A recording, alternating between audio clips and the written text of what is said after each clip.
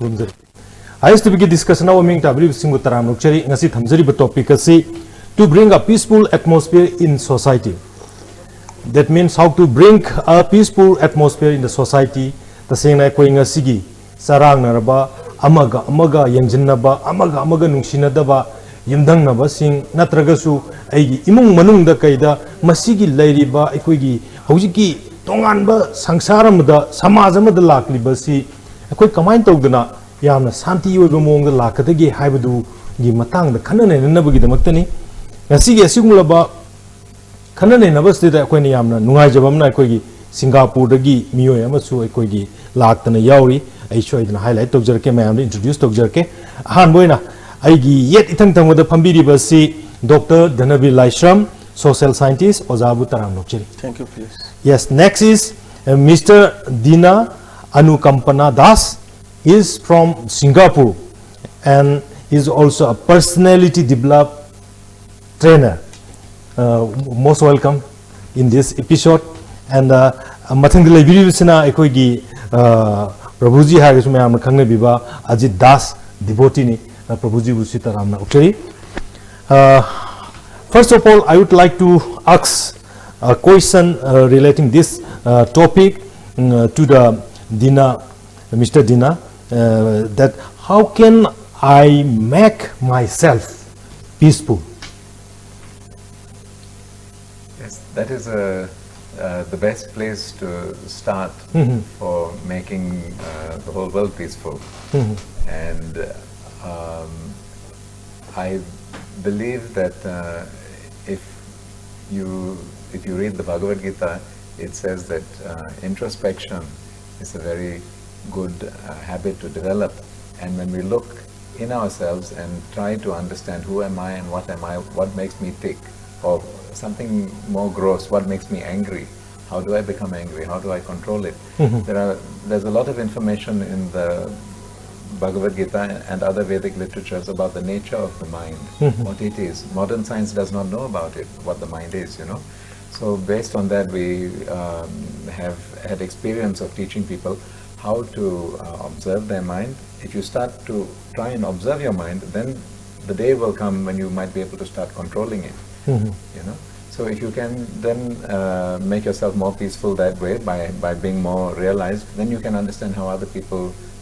behave as well and try to interact with them in a better way. So I think we should try to become a little more self-realized. So is that akoigi Prabhuji gi kariyana supplement to bibe hojiki akoigi Mr. Dina na habi gi wafam state. See, akoigi spiritual point of view dagi hajaraga Bhagavad Gita da tanbiri se matau karamna oi punsigi mamal khangna punsigi oi lambel gi padum bji yau chakke de habigi kano sene adna masai da yam samjan haraga akoi na punsida punsigi mamal khangna hingbagi oi gi artha thongna hingnabagi damakta koi pantum mom yaunabagi damakta minimum you have to ask 5 questions. Why I am suffering, I know what is kari marungi no, and how to solve. I awas mo to krum na kokani adigi who am I si kanano adigi si na kadai digi lakpano aruga ai hujik present body ai haksang si loi graba matungda ai no natra no haksang si thado satoi ni adu ai na haksang si thado salo ai chatoi bapam si kadai dano masigi wahang banga sigi papum phangmada prithvi puno shanti hoye akoi Prabhuji gi da aina hangjining ba haitare koigi koi khakpase ai mamangda aina ujakiba matamdadi koi je khaktabdung to edo ngasi koi khaga lerambase da masi suffering adi huji panbikriba singre da madu nungai taba kaidoba adugumba yawba gira natragana just isam jamna khakpa gira sum khangjaba yagadra yai na e handa ngasi ngarang se imanaba koi no nadaba mayam thengna masi amta kaurukte mo da khangdadana ada masi koigi Vaishnav ki tradition da Satu Masa na lay koigi Supreme Lord sina tumbagi hari soyon na lay base hari soyon dagi na hari uthan si tha mari ne Satu Mas masai da koi na tapasya to bagi sana bise Vaishnav ki tradition da lay ba anai mamang de bi thoi do tawde adu koigi sum ai sei jo kano lay salam ni na koi Damodar Swami Maharaj ai Gurudev na takpiram ba ya thang mya am lay Manipur matau kram na santi porkani aman tak piram se lumina nokchup tai thoraga nokchup ki lamda mangan piu dona Manipur gi Bhagavad culture se fachara establish toraga prithvi purna makta min ki mangan yem badona yelaga di sumsoi soidra prithvi santi propura chau moteng oi na tak piram edo manas chalam dai matam se nokoi limit mari ne khake wangda yamna akoi gi leng da ya thang khara tau piram me koi Manipur santi purna wa ado madugi kanodo sum koina sum matik sabdi oidabnina ado moi gi blessing yaudri tamu yadaba ado tujiki chatur mas baru seida koi sahida ba pot khar lei bana masing ba sangong phangum ba hujik khase koi udan dal sabiade masigi tapasya si tabuloi na kujin ga si katna koi ga si koi na toraga koi tapasya toraga meditate toraga moi gi blessing ni jaraga de koi na tawjari ba tawjagen khali poche phanggadra hai gi asada tawjari ya tu du nungai tabdi Kesilite thaidopa personal nungai tabdi Oza danabi akoi gi hoi Bhagavad Gita da kai da hujik amna akoi gi BS toraga budi haibiri haitare anu mayam he gi yang mududi kamain to jana Hindu gi kai gi ekta adugum ba wafam amne ta pu gi da bugi man ba amal leire akoi na hujik lakchani ba poti matau karam to na akoi gi society se da santi pur ka da gi haiba duni akoi na lakchani ba poti akoi gi masde da akoi gi kano gi Christian gi or Hindu gi or maite gi natta da akoi na lakchari ba poches how to bring peaceful atmosphere in our society has ado hujik haibiri ba gita na ta ba atai atopa कोई Christian की वर्ग सु मसले दा कोई शांति लाना ना नुक्सीना ना बगी पाउजेल जे अदम याउंग दरेन कले साइज द करी मोट ले अदु के डी फिलिप्स को रामकृष्ण परमहंस ना हरमसे we have different colors of the cows but the milk is the same color yes tongan tongan ba machugi sanni sangom dia matani ha adu we have so many these rivers you know but they are always running to the sea na ocean the loi tilli tongan tongan ba dharma ojabagi wani mai itin pham dia matani ha dharma gi posida adu da khitang size da ina ai gi dyson views ma lai se akoi gi modern society gi naha sing se moina moi gi interpretation da dharma sing ya de kamaina dharma ji ya de no de moina haina india gi context ni ko krishna consciousness ki jagraba niyom jinate lai ningnari jina ko buddhist ki fajaraba principle du nate lai ningnari jina christian gi fajaraba principle du nate lai ningnari jina ai gi icha lai hand view ai ina khunjage ai thabuk phangjage anade ektana yaujage leijage in every temple the church the buddhist ki magi keno da chappaji da loi ni je du ne ada mayam na hai sina nangi na sa larik phajana tamba hai bedu di education minister tok jadong ne ba punsi matolom na nuai leijaba thau phang na nuai ya ba du ju chi minister pigadam ne ba na de ta bai du health minister pigadam ne ba na lai da nungti ga du ni le di nangi voice myam se hold the voice of the indian people je masi temple da boina oi ni le le gre but mantri da lakhidre an mantri jing jam thaba ko me ba ji kan se an ko ma du le moi myam ji ke do re akoi gi karimbo ba praja gi demand people voice ta dre adu the now the problem is temples it becomes a safety valve of the indian people voice have never democracy the largest democratic countries in the world haiba lamji da miyam gi khonjel du lai sang da tin na lai ga di democracy is effective or roi participatory democracy or roi na moi gi am chawba argument am le yes adu jo khoi na mirai bi yadri ba adu ga moral values is the dharma na wakhalan ga dabani gita kem nate gita gi crux of the gita is do your duties have ne krishna na arjun dha is partha you belongs to kshatriya why you don't fight against the enemies have ne nangi proper man in proper place ko police na police ki mathau bhajan toraba lomi ni lomi ki mathau bhajan toraba adagi di ozana ozai mathau bhajan toraba adi mantri na mantri ki mathau bhajan toraba adu agadi peace laini hai bane ba yes yes gita gi message di my crux ti adu ne ba adu koina yamna sandoga hai badu ne taba my crux se aduna thamjani di swai matang ji da koina hojiki laiba manipur context di manipur ji kumai phiong ji angak pada le me philips ko kumai phiong yam label lam mai ji yam prosperity over yam peaceful over shine maneva yam ing na chikna yam nuai na lebedugi because of that we have so many days magi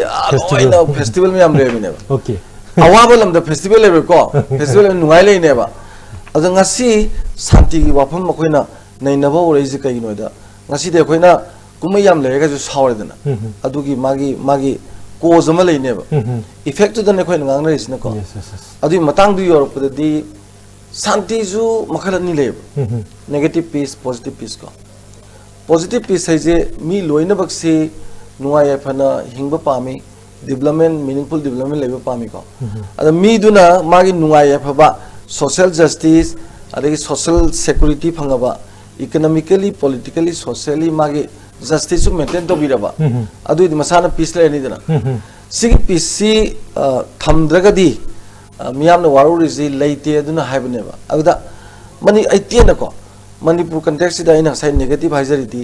manipur da koina santi gi ngaiti ngang ji laloba lebi ne irang lei hana sunaba lei kapna khonaba lei santi poraksin haibne natra adu edi adugi pc thambi ge hardi wari saba matamda sarkar gi khulai paibaga laloboi khulai paibaga lan soknaba du khak tokpagi cease fire tonaba agreement tonaraga somda praja masen hana naba oregadi Yes. adu peace nu negative oidana ko Yes, yes, yes. Tawa adu gisu amul laksana Hoi. ke. Ozi amul laksana ni si next just come to Mr. Dina. My question is that what makes a nation peaceful? You have mentioned about the myself peaceful, and then next is what makes a nation peaceful? Yes. I suppose you could say that being peaceful yourself, you should also learn to communicate better with the people around you so there's more peace in your family and with the friends and the people you work with. But on a national scale, I think it has most to do with your sense of identity. You know, if we feel that this is my home, this land, this is one united state, and we are all trying to live off this land by God's grace, and we should have good relations and understanding with each other. And if we don't have that common identity, or if we allow external influences to come in who have other interests, you know, to try and create fighting and grab the land or change the borders or whatever, then you can't have peace. So people need to have that sense of identity that yes, we all, although we may have different languages or different religions and different cultures, we are all part of the same country. Then you can have a government that can lead everyone. Okay. अखोई प्रभुजी दम लाक्सनी से अखोई की तमो धनबी ओजा धनबी ना ताकपी की अखोई की मणिपुरी कंटेक्स्ट पुसलपई वफम जु ताकपी की अदो अइना मु लाक्सनी से अखोई की मतौ करम तौदना मणिपुर से पीसफुल अदुगा हैप्पी ओइबा साखटपा ओइगदगे हाबी मतंग स्टेट किदंग ता हाबी बिया Yes. पुनसीदा यामना शांति लेबा पुनसी मरेल लेनबा अवा पालेतबा अदगी अखोइगी यखाइ थिंगाइतबा पुनसी लेनबेसे मियाम लोइनबो पामने संसारदा लेबा अखोइ मणिपुर खक्कगी नतना पृथ्वीदा लेबा मी पुनम लोइना नुंगाइ पामे अदो मैना पानिबा नुंगाइसे they don't know what is the real happiness in life. Just like अखोइगी अममदा ममितांगोना पोत थिबदोना थि फंगोइतबा साइगी छात्र सिंगना तमुना हजि पनजिबदा लाई थिंगदा चलगा आई चाबदु फोनबिबदु पौन नि पुनमकसे is all related with this body मोइना पामिबा नुंगाइबसे अखोइ हक्चांग सिगा मरि लेनबा नुंगाइबा हाक्तने which means temporary happiness मरमदि हक्चांग सि लोरकांदा ngasai नुंगाइबा सुम चखरेबा अदु अखोइना होजि अखोइना लैबा जुगसे according to our scripture कली जुगने कली जुग तो पोप मिसे ब्रह्मांड बो मियो याय कली मरमगी मियोरिनो अदना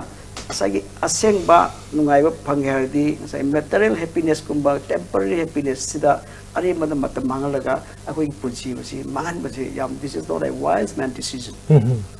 फंगमदना पोपा मियोगी मपोक्सरिदा सी यू नो कली जुग तो ब्रह्मांड मियोरिसे मसिदगी याम असेंबा मरमदी समना ममांगी सही जुग मैम सैता त्रेता द्वापुर चिंगबदा अखोइना फंगमंगमदबा अखोइगी फाइनल डेस्टिनेशन की कनो से हन कली जुग से फंगे ना हाइरे you know ana masigi kanosi material happiness ki maram da sum naina dana kano tawna lai tar gadi akoina punsi sigi value si kai mo yaro aduna material platform spiritual platform da character gadi nungai ba kari no punsi da santi kari no hai sigi pakum ababu phangoi phangdori pakum do ji parata loi ki do maram di hakjang le ba nungai ba ngaktin na ana akoina spiritual platform say religion hai siko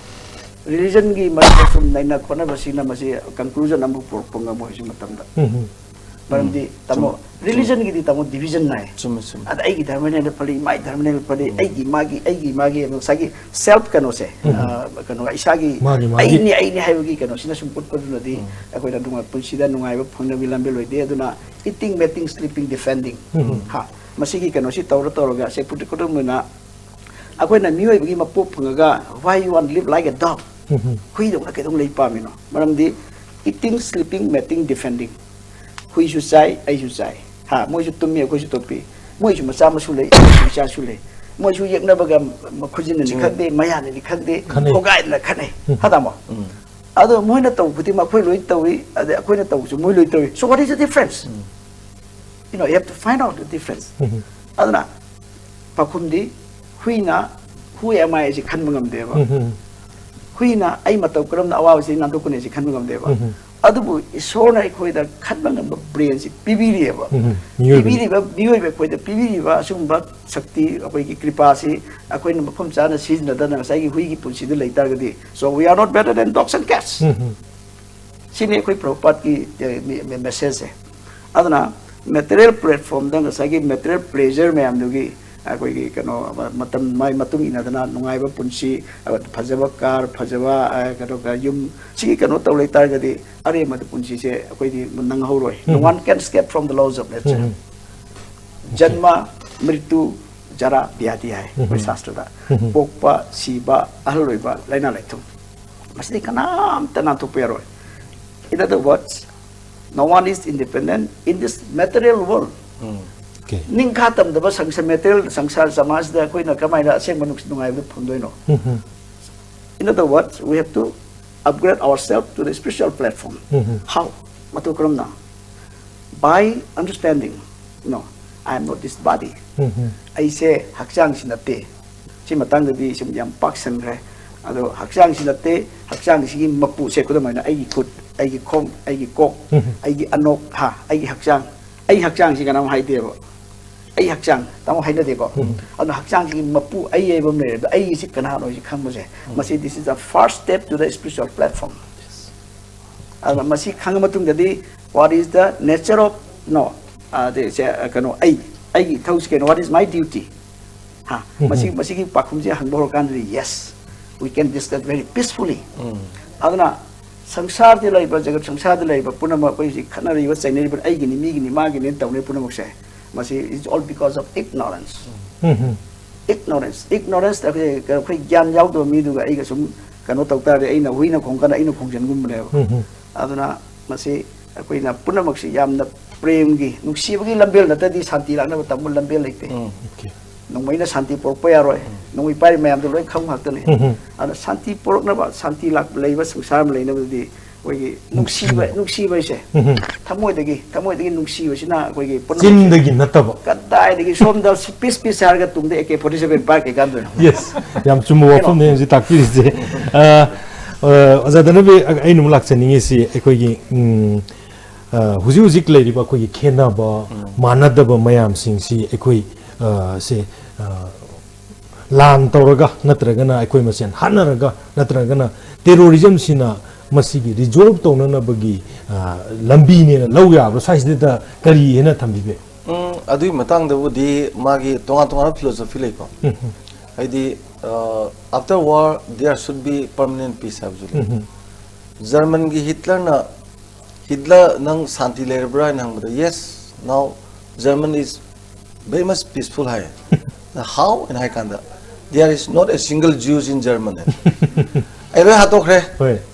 Jew loi hatokre aduna peace lei re hojik se santi yam phajal lei re haiba du di yade dana adu ni sai khoina negative peace in hai se auda lurei budi hojik sida khoina magi spiritual base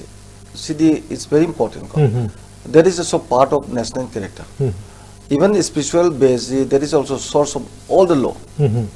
Say whether it may be Buddhist or Christian or Krishna consciousness ki wakalon or koi Sanamaism or ko. Magi sida yawiba dharma uchum na chatpa mi loiler madi pithibidi santi dum lerni.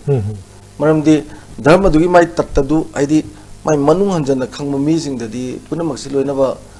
spiritually loina bakti materialistic life sida sangak tragal leragadi yaredana. The globalized society is very dangerous.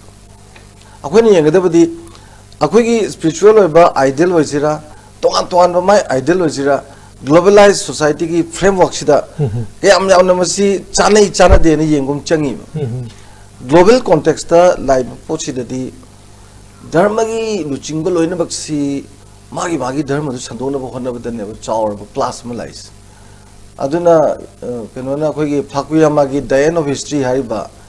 adegi di Huntington class of civilization ga harisi atai natte ba hoi asagi Christian ga Islam ga khanani haijal oko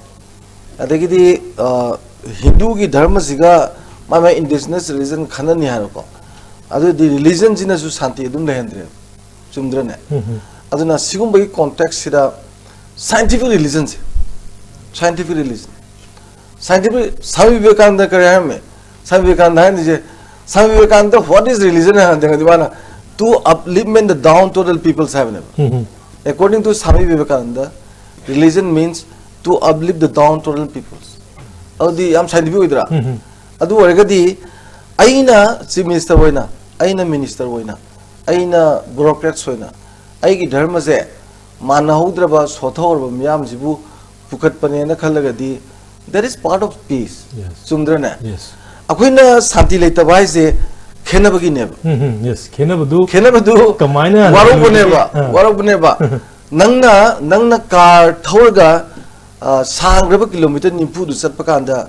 ai sang car thorena wadana sauriba kilometer nimpu du khong satpa mi yauriba. Yes. Chundra. Chumne. Audi khong satpa mi jing duna waru bai se niyom neba. Aduna now khenari se spiritual na pusalakpana mapung phagadra natragana policy na pusalakpana mapung phagadra adaneba socially politically economically kaidobugi justice leiroiduno maduga chanaba policy semaga mi loina baksida economically socially politically justice maintain tawdi why not peace kaidobui la oiduno haisa adai dune ada adugi poto philips aduju masaya khoigi kayon habi bagun provision habi bagun na madu it should not be permanent at all but the backbone should be the spiritual ideas no we have never the spiritual ideas yaudagadi adu permanent oiroba whether ma Christian wagera Islam wagera ade Hindu ki dharma satkera ade Maitei ki Sanamaism wagera but you know intrinsic values of the religion do ma follow to adugi lambe dul satlu adu ragadi modern interpretation jina magi superstructure waraga infrastructure jina spiritual potu waraga di santi di kedo bile ro duna ba question jina ba oziki discourse Yes. Mr. Dina,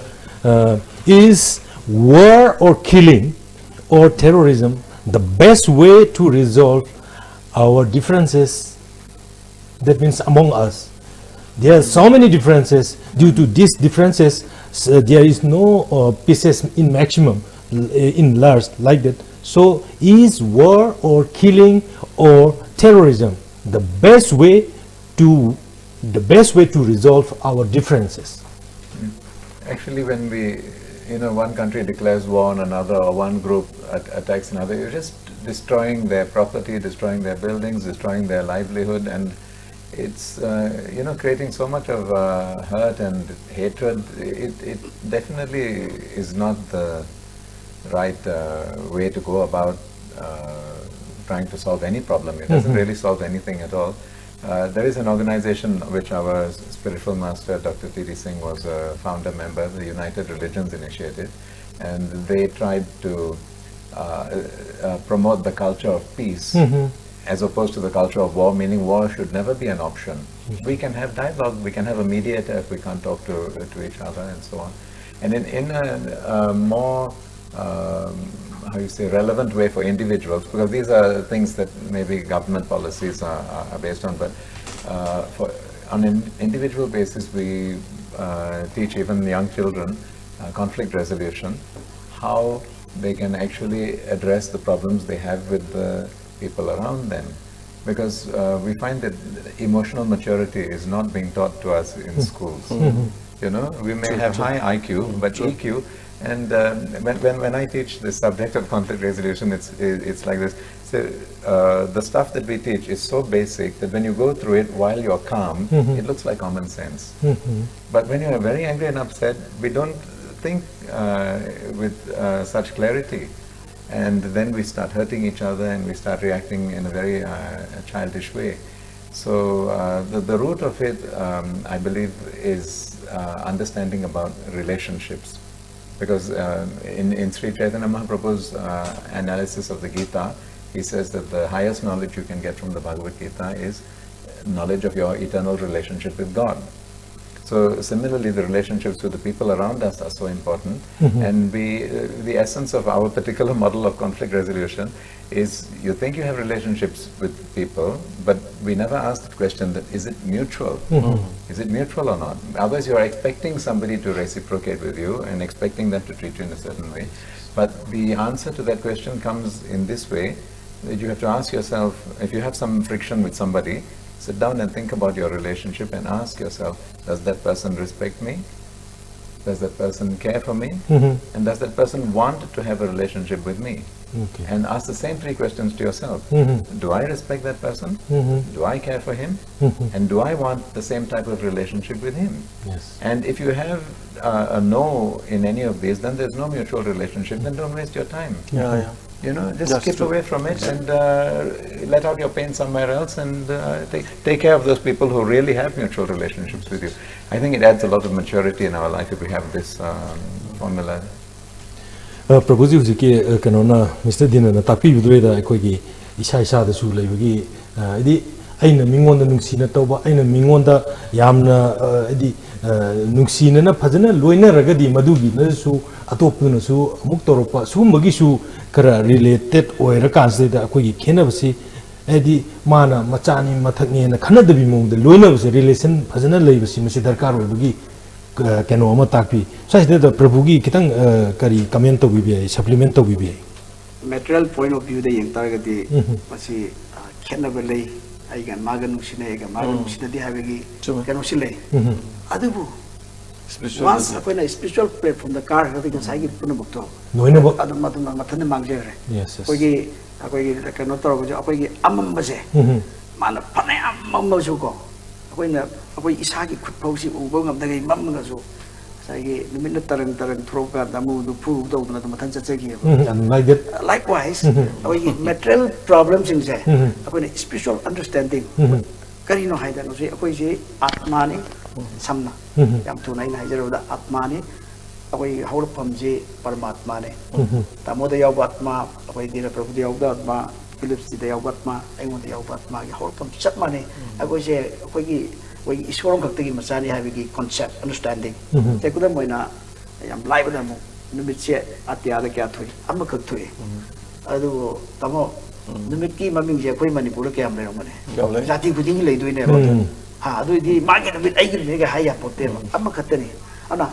adu maina ga sai hauro pa koi sem kano ge koi pam kakti masani koi chinong hakni habigi concept se masi understanding si le di lak tui ne ba ana sai gi wana ri pun mak to amma tum da le ho tui ne si nei tham jani okay habidi huzik akoina material bondage am lai si chu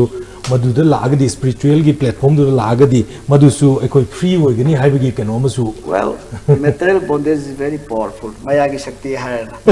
maya bandhan hai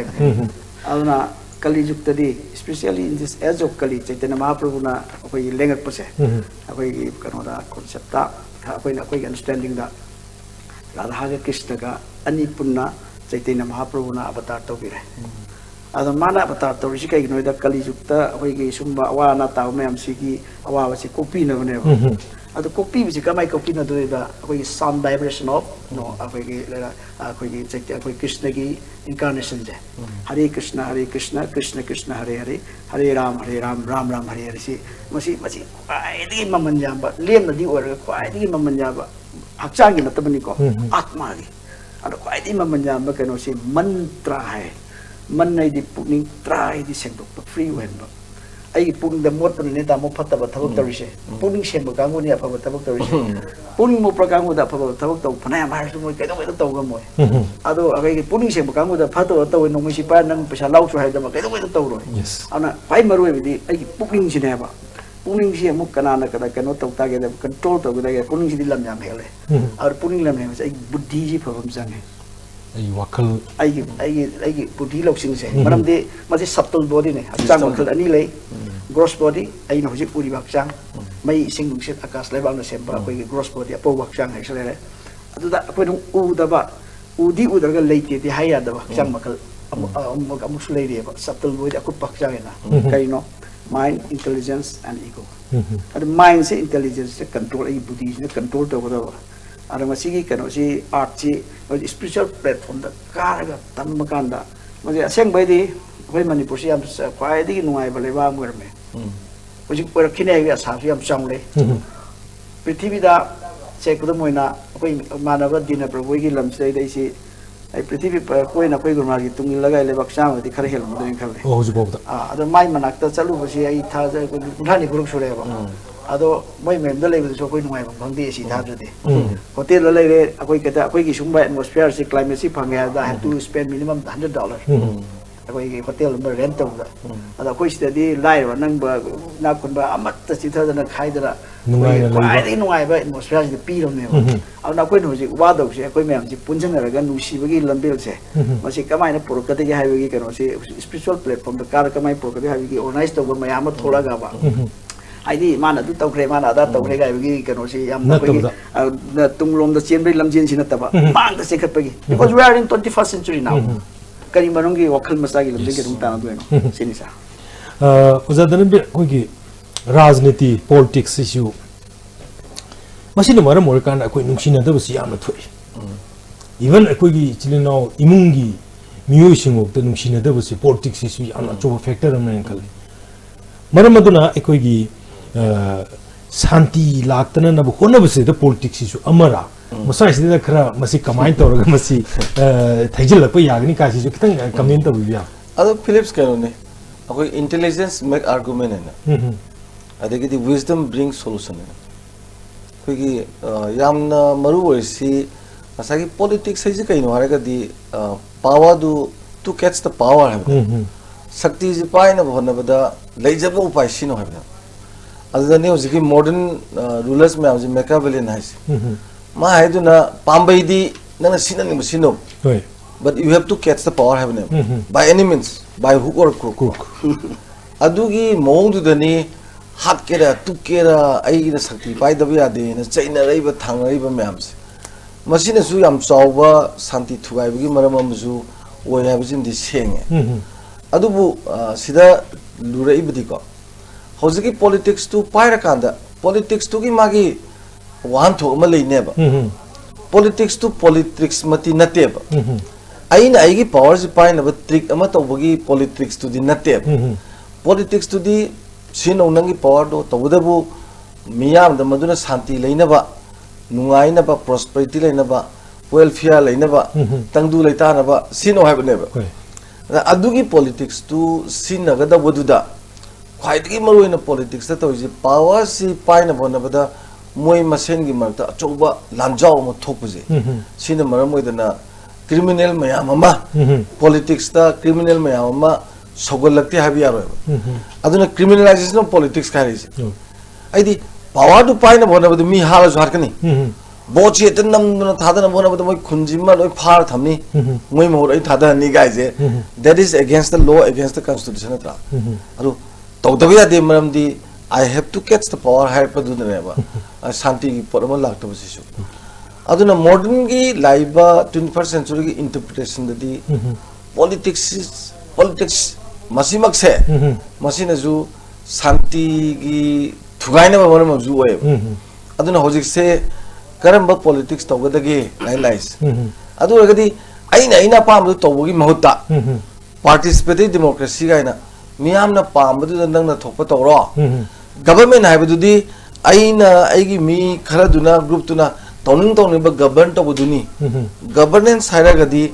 miyamna pam badu base tawra khoi lebang akpa tare ga hairakpadadi phaidana ada governance yu yodaba government de ju lan thoraba junctures te leba kanadi adum santi ki posi khata kharadi adum problem hoiba aduga laingak pa singsina khogi kan prabhujina jahabiri ko laingak pa singsina dharma tasena chelama ba santi ju leram ya dharma, that means dharma idi lining lising amadana lupam ba whether Christian hoigera Hindu hoigera Maitei Sanamaism hoigera yare ko loina ba moina bakse moina they always use the religion as a tools dharma ju khulai wa sinare ba khulai wa sinar ko dane beral ise aduna dharma dugi manung zukup na khangda ba khulai wa sinar ko na top dharma ju sawa aduna secularism dugi against ju la adna duwa gade adai ato to dharma yam leiba multi society da adai multi communities adi mana du tore da tore laga amuke na santi lening da we ba ana kayum kan da mase politics se tasengna buddhist mom yam se khwaidagi santi phajana porna bhona ba adagi di laisang da laga borning da basi buddhist pa kangu jing jine adu bu buddhist mom sing ji yam kan lan to yo idala brahma gi wathok me am da buddhist mom involved to wi ato violence me am to idala dharma ziga loiner ba moi deju moi gi ju papi jing mangan ba ji dharma ni dala ade arjun na ko me am halido violence ni dala but that is against the enemies natra aduna dharma gi interpretation ji tongan ba yam le adubu modern interpretation di am scientific interpretation sange ba yes adai dani magi krishna consciousness ki potsi malim gi prithvi me am daga sathina ga power posi scientific interpretation ji adu yawbudu ne okay yeah next my question is how to really resolve the conflict in relationship with friends or family. Okay, we have this kind of guideline. The first step is as early as possible when you feel something is going wrong, you know, like every time I see you I feel a little tension or something, acknowledge it early, you know, and then try to think about the things that may have happened before, incidents that happened, think of it clearly, and then if necessary privately clarify with the other person what happened, why did this evolve, is there anything wrong, you know. And of course you hope that if you have a mutual relationship with the person, that the person will be honest and tell you what is in his heart. Then the next step, after you know that the problem is there, you have to first of all recommit yourself to that relationship. That do I really want this relationship? Those questions which I asked earlier, you know, do I respect that person? Do I care for him? Do I want the relationship? And likewise with the other person. If there's any doubt on these, then that should be cleared up first. Meaning, first you decide to make the relationship healthy and strong. And then you may talk about the problem. If you simply talk about the problem while you're upset, then a little problem and you destroy the relationship. That is supposed to be a symptom of this Kali Yuga. Kali means age of quarrel, you know. A small thing, it escalates so fast to such a big thing. So we tell people, please separate your relationship from the problem. First, analyze the relationship and talk about the relationship with the other person. And then after you decide that, yes, even if you decide I want to terminate the relationship, then part as friends. Clear up everything and let it go. Then there's no need to talk about the problem. But if it is the relationship you want to maintain, then after making the relationship healthy, then you may speak about the details of the problem. This is a good model, we believe, for. Okay, thank you. Prabhuji, akoigi tongan ba akoi hujiki education gi mawong hujik lei basarita akoi na fangi be education sigi system je masi akoi na akoigi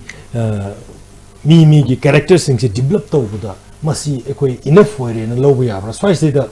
akoi isa si yam maru ba mo lakpani na akoigi character behavior masi gi akoigi nature masi chu yamna develop tawba ma semdok pa ma afabaduna fatabduna afabromdu olan nabagi adu matorokostida koi hujiki lairiba education system si masida su depend tawbre ne khalli moral value kana laiba sugum singje so is the current term well ai masigi question je hang pakun pibada yamna qualified oiba midi na chede I am not educationist. I koi Damodar Swami Maharaj ki mai matung koi na chalaga follower oina lakpar are mai matung chalaga koi ki science and spirituality da koi ki base tawba horizon or koi ki conference me am da magi matung ja seva khari yaw jabni adu aina koi na chalu da urak pagi matung ina di koi ki maitai koi manipuri koi je maje khar koi na sangna koi lebak sidai da koi ki thongna leina nuksinana kano tawse hai targadi education system se da aigi motagi ai personal kano le motagi semdok semdin ari lokthokhi ba mayam akoi nangauri da tamukpa akoi meitai maja hoji class 10 ta mangang no da mo koi meitai athawbam gi maram da wari liwai ju khangang da da mani chumyan sanga da mo akoi le culture si ada culture gi history ga se sum lokthok bo je koi si koi pai pu si le ram do ga khan to khala ne ana koi culture muthatna ba hona ba kangu leiko masi I was doing my very like serious research after a bomb blast in our temple adu gi finding the in a tenor pose akoi culture si modhan ba pam ba mi mayam leiko akoi foreign kano akoi force mayam le aduna akoi culture si thadok paise moi gi yam ngai jabi ne ada moi ngai gi bai se akoi gi awab ne ada masigi matang sei da akoi gi lejari ba phajakra ba mi na sonari ba manipuri culture da hai ba poche pura akoi sta zero de je kongok se gai ba set pa se akoi culture odho gi dore masi somehow that we have to stop it and we have to bring back our real culture koi pai poche thawnayam pharami chai tare kunta matung da Baigatchan Maharaj la taroga koi gi Govinda ji kripa dagi oi gi kano se awagi lami mem si tantoki masi akoi gi angang si kok se yawn re na koi si koi gi kano se mathanda ga sum ningkha tam na le boi ga na khal le awa kyan nang ki pai puna koi no jik nuai ne le si akoi pai pu mem na moi gi gi balidan togi mem se masi angang si gi kok se da le ro khal le di sum lok thok re ba te India gi Karnataka gu balam da di pura lok thok re ada koi su lok thok ko si mamang da khar tor mi ado ji masi tawdana bane koi isor ni jari se thona pina biu da koi Manipur shanti purpose mosa koi gi kano koi participate kita tawjar gi hi ngai sida oren sidai to ki da si su yai ai ngang si pam da mi khar su le ha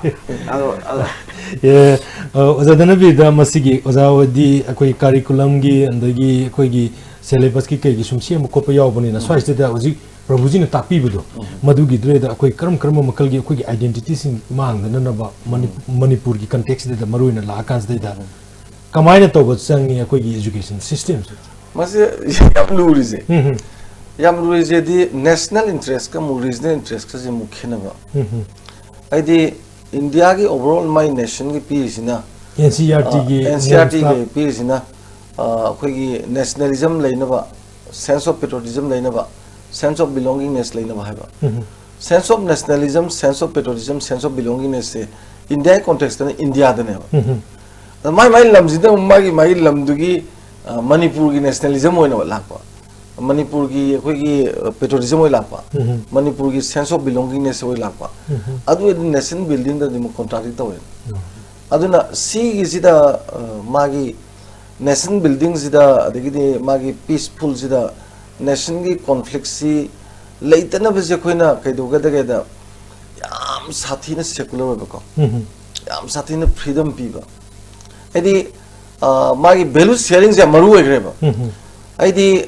Manipur da leiba pa ching turen labu lamang de kana ba phangmuduna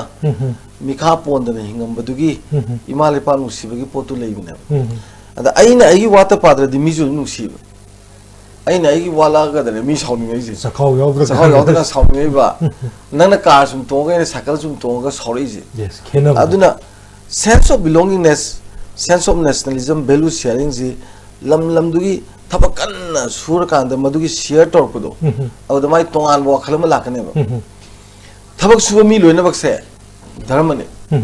kana gumba muni rishina di laisang dai leramoy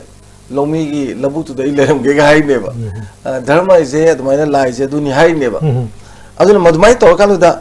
aina bu watra ba mi gi mateng pang aina bu watra ba mi go da khana ba hogre Yes. aina bu watra ba imu ju khana dre aduna lai aduna ne ba sa gi modern life ba ma gi keno ji da ma gi contradiction ma lai je spiritual duna basis orga superstructure ma sa ga na sa gi do adi matang jo ding sa gi lamdugi lairiba my culture tradition everything all these values say must respect to bira adu my magi dharma su respect to bira aduga let them grow I do Yes. sasa action I do